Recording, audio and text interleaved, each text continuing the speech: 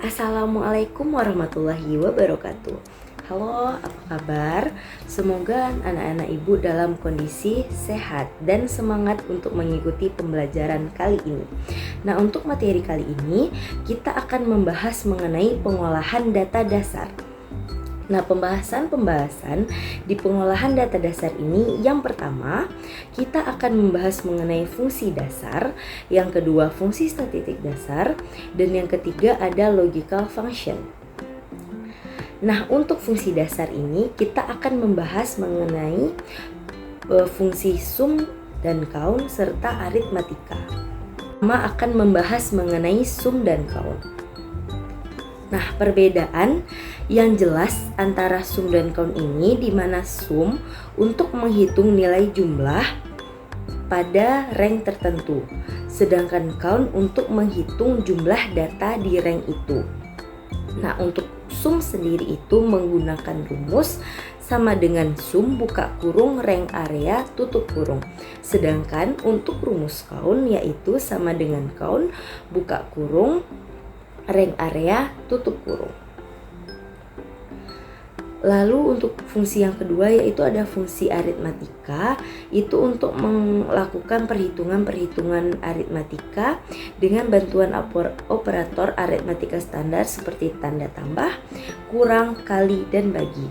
Nah, untuk rumusnya itu apabila tambah berarti sama dengan rank pertama ditambah rank kedua. Kalau untuk kurang berarti sama dengan rank pertama dikurang rank kedua, dan begitu untuk seterusnya. Lalu yang kedua kita membahas mengenai fungsi statistik dasar. Nah, di fungsi statistik dasar ini kita akan mencari rata-rata, mencari nilai tengah, nilai terbesar, serta nilai terkecil dari data yang ada. Untuk nilai rata-rata itu menggunakan rumus average atau average. Nah, nilai rata-rata ini berfungsi untuk menghitung rata-rata dari sekumpulan data yang ada. Dengan rumusnya tadi yaitu sama dengan average atau average buka kurung nilai rank. Lalu yang kedua ada untuk mencari nilai tengah, yaitu untuk menghitung nilai tengah dari sekumpulan data. Nah, nilai tengah ini menggunakan rumus sama dengan median buka kurung nilai rank tutup kurung. Lalu yang ketiga itu untuk mencari nilai terbesar, berarti kita ingin mencari nilai paling besar dari sebuah atau sekumpulan data. Nah, berarti itu menggunakan rumus sama dengan max buka kurung nilai rank tutup kurung.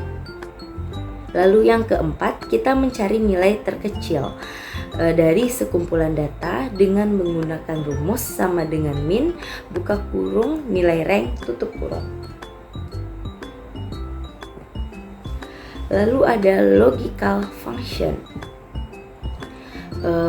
yaitu ada penggunaan kondisional menggunakan fungsi if, di mana fungsi if itu adalah fungsi untuk membuat perbandingan logis antara nilai dan apa yang diharapkan dengan menguji kondisi dan mengembalikan hasil jika true atau false.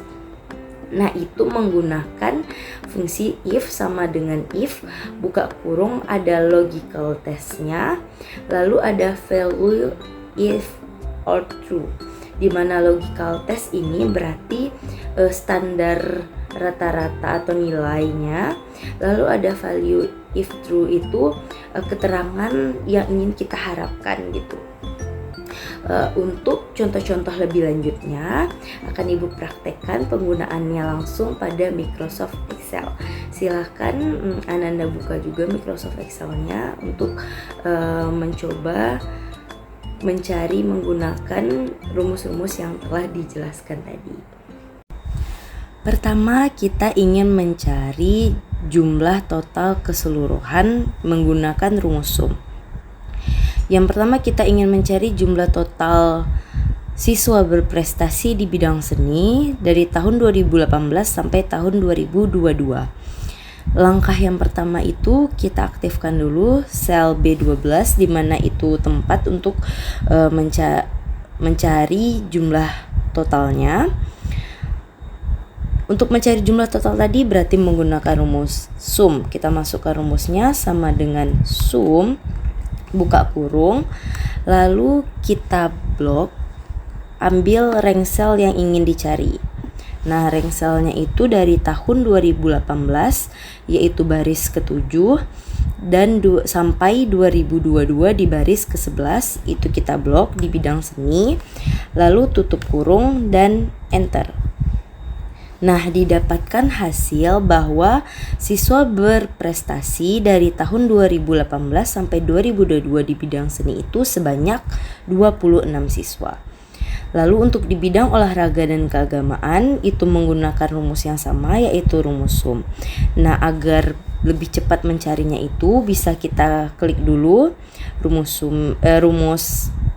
yang di bidang seni, hasil di bidang seni, lalu ambil sebelah kanan bawah ada tanda kotak kecil, lalu kita dekatkan kursor ke sana sampai keluar tanda tambah kecil warna hitam, lalu kita seret ke sebelahnya untuk mencari hasil jumlah siswa berprestasi di bidang olahraga dan keagamaan, lalu lepas. Nah, didapatkan.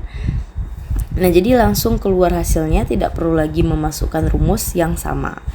Berarti di sini disimpulkan bahwa jumlah siswa yang berprestasi di bidang seni sebanyak 26 siswa, jumlah siswa yang berprestasi di bidang olahraga dari 2018 sampai 2022 sebanyak 65 dan bidang keagamaan sebanyak 74 siswa. Lalu yang kedua, kita ingin mencari rata-rata jumlah siswa berprestasi 5 tahun terakhir per kategori. Yang pertama kategori seni. Nah, untuk rata-rata itu berarti kita menggunakan rumus average atau average. Kita masukkan sama dengan average atau average, buka kurung, lalu kita blok lagi sel dari tahun 2018 sampai 2022 di bidang seni, lalu tutup kurung, enter. Nah, berarti didapatkan rata-rata siswa berprestasi di bidang seni 5 tahun terakhir, yaitu rata-ratanya 5,2. Lalu untuk mencari rata-rata di bidang olahraga dan keagamaan, karena menggunakan rumus yang sama, bisa kita copy dari rumus bidang seni tadi dengan cara yang sama seperti tadi.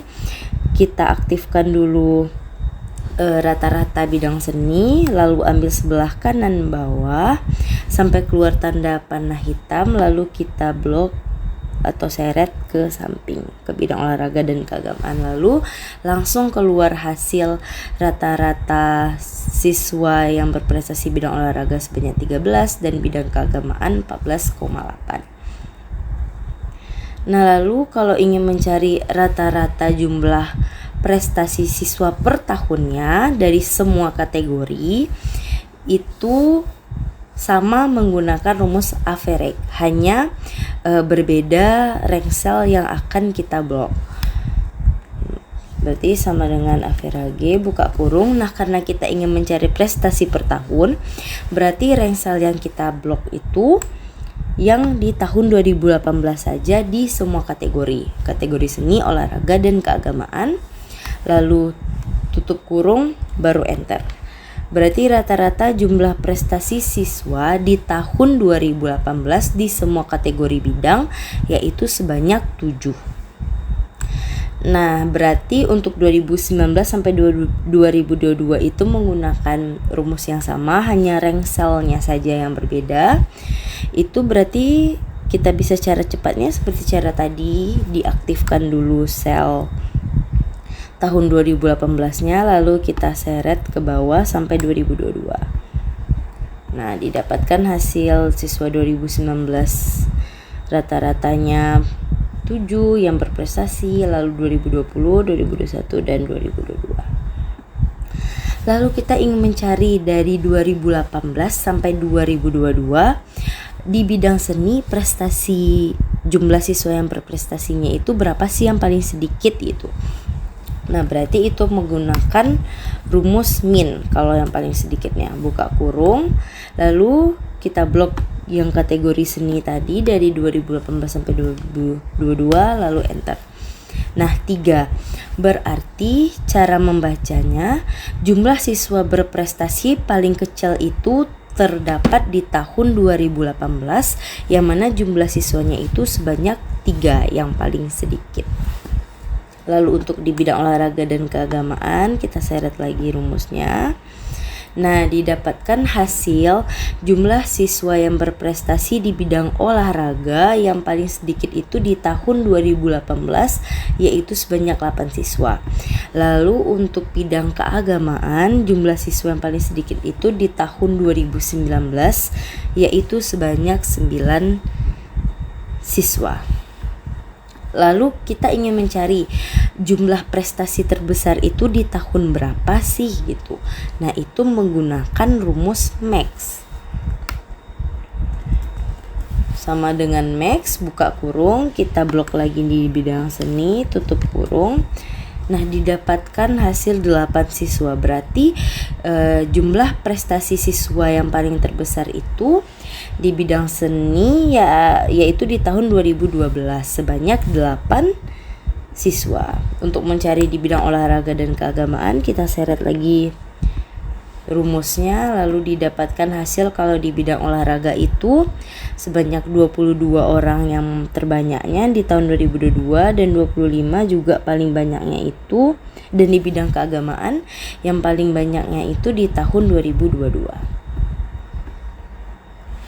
Nah, lalu kita ingin memberi keterangan di tahun 2018 apakah siswanya itu jumlah berprestasinya kurang atau bagus. Nah, itu kita bisa menggunakan fungsi if. Nah, di sini kategori yang Ibu buat di mana jika jumlah siswa berprestasinya itu besar sama dengan dari 15, berarti itu keterangannya bagus, sedangkan apabila kecil dari 15 berarti itu kurang. Nah, lanjut kita masukkan rumus fungsi if di tahun 2018 sama dengan if, buka kurung, kita klik sel rata-rata jumlah siswa prestasi tahun 2018, lalu kita masukkan ke kategorinya tadi yaitu besar sama dengan 15. Lalu kita buat keterangan bagus atau kurangnya itu. Nah, pemisah di antara keterangannya itu menggunakan tanda titik koma. Baru tanda petik 2 kita buat bagus, petik 2 lagi, lalu kita buat keterangan kedua itu menggunakan pemisahnya tanda titik koma, lalu buat lagi tanda petik 2, kita buat keterangan yang kedua itu kurang, tanda petik 2 lagi, baru tutup kurung. Nah, jadi seperti ini jadinya rumusnya. Sama dengan if E7 berarti sel tahun jumlah rata-rata prestasi siswa tahun 2018 kurang sama dengan 15 itu kategori yang Ibu inginkan. Apabila siswanya rata-rata siswa itu kurang sama dengan dari 15 bagus, dan kurang dari 15 itu dan siswa yang berprestasi kurang dari 15 itu berarti kurang bagus di tahun itu, maka dimasukkan rumus seperti yang ada seperti sekarang ini, lalu kita enterkan. Nah, didapatkan hasil bahwa rata-rata jumlah prestasi siswa di tahun 2018 itu kurang. Lalu untuk 2019, 2020, 21 dan 22 kita seret lagi rumus yang pertama. Nah, langsung keluar keterangan seperti yang ada di layar ini, di mana 2018 berarti rata-rata jumlah siswa berprestasinya itu masih kurang, 2019 juga kurang, 20 juga kurang, 21 juga, dan untuk di tahun 2022 yang jumlah siswa berprestasinya itu bagus.